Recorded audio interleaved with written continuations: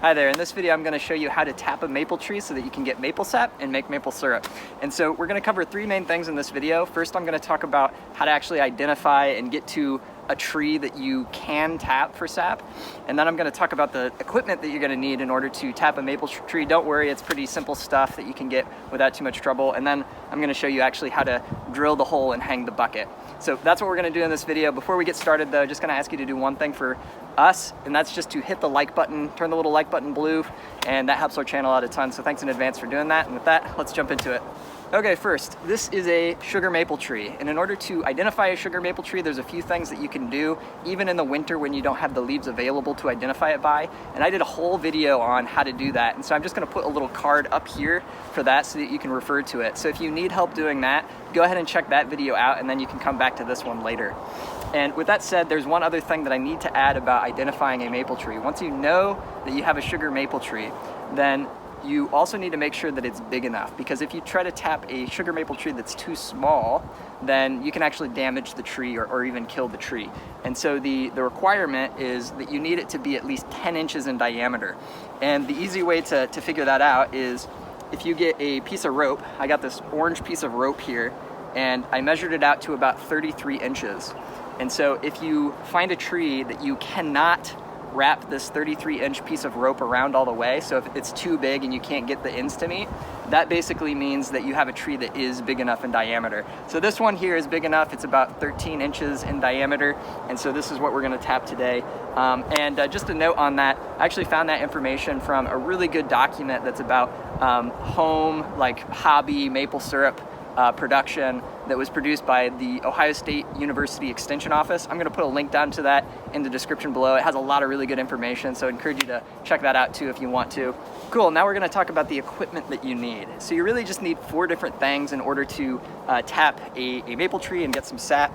And the first thing you're going to need is what are called spiles, I believe people call these. It's basically the spigot that you tap into the tree, or the tap that you put into the hole that you're going to drill in the tree, so that you can have like sort of a fountain of sap, if you will. So this is the first thing you need, and that's what this is.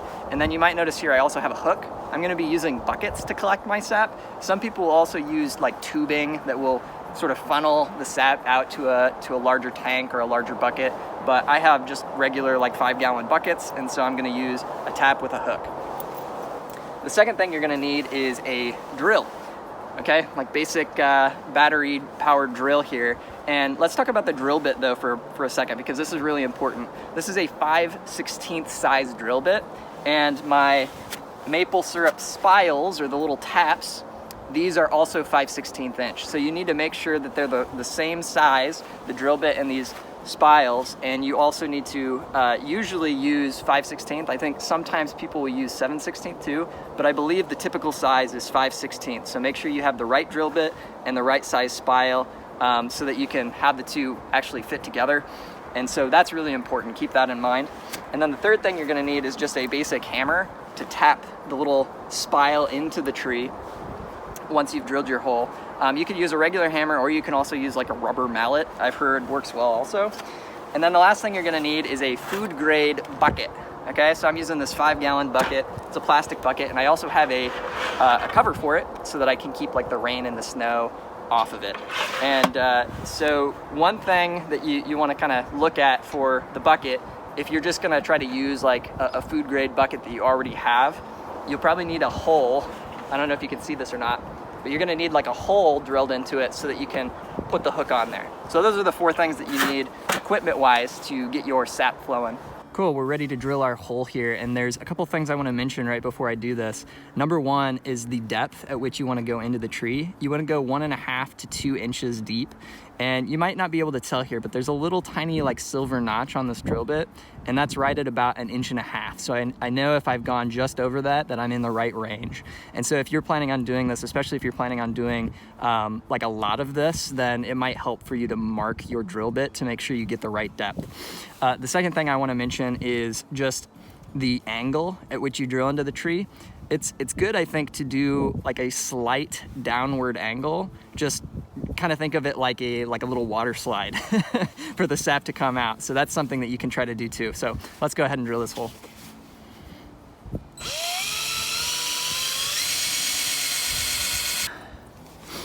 Okay, two more things I want to mention. One, you can already see the sap flow in here, so I need to get my tap in. But the other thing is, one thing you can look for if you're afraid you might have drilled into some dead wood is if you've drilled into like healthy, good wood, then it's gonna look sort of like this light white, almost clear colored pulp. But if you drill into something dead, it's gonna be much darker. So that's something to keep in mind too. So let's put our tap in here and we'll hang the bucket.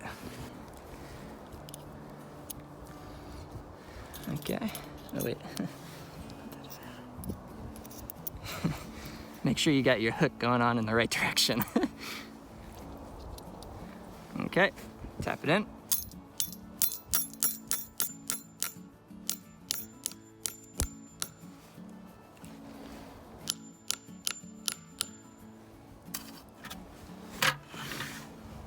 We got our tap in. Oh, you can look, it's already dripping. How exciting. And then we got our bucket.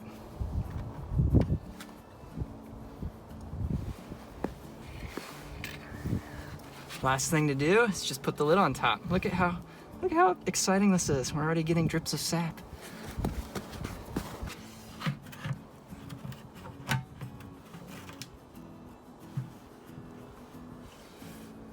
Awesome. After the fact note here, we noticed after we recorded the video that a lot of the sap was dripping like into this little hole for the hook. And so I bent the hook a little bit so that I could wrap it around and so that we can get the sap to drip straight into the bucket and not get lost out of this hole. So keep that in mind as you put your own in.